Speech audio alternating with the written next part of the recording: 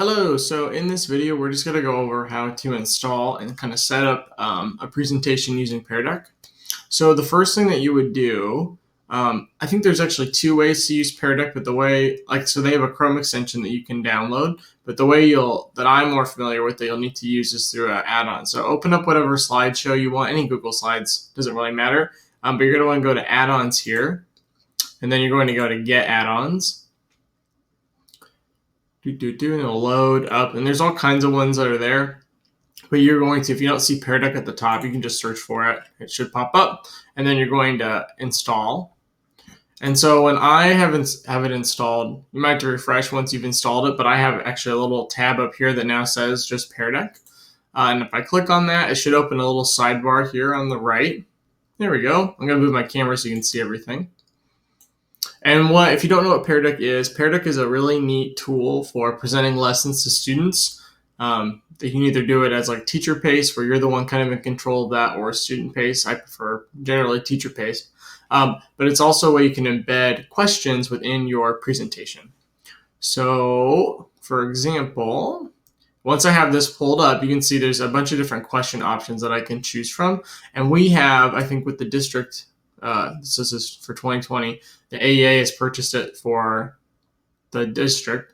And so we have access to some of these different question types. Because normally I think with the free one, you only have like text, choice, and number. And now we can also do the website, the draw, and the draggable. And so essentially, if you wanted to ask a question, let's say I want to ask a question on this slide about what is the learning target, I would just click the format I want them to respond in. And then it's just going to add it to that slide. It's not going to really change anything, except you will notice it adds some stuff in the bottom here, and then it has a little banner at the bottom as well. Don't remove those, just like it says, because then when you hit the start lesson, that's how Peardeck knows on the student device to just show what it needs to.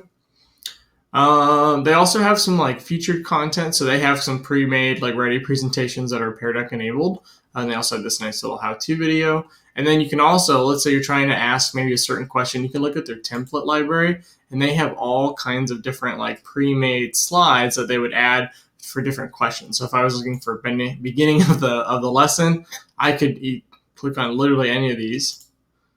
So let's say I want to add this slide to my presentation.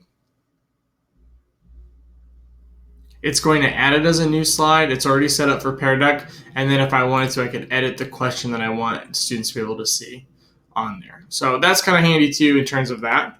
And that's really about it in terms of setting up Peardeck. So you would add all your questions for student responses. And then in the next video, I'm going to be talking about what does it look like when you're actually presenting for both the teacher and hopefully for the student, as well as how you actually get back to the student answers once you're done with the presentation.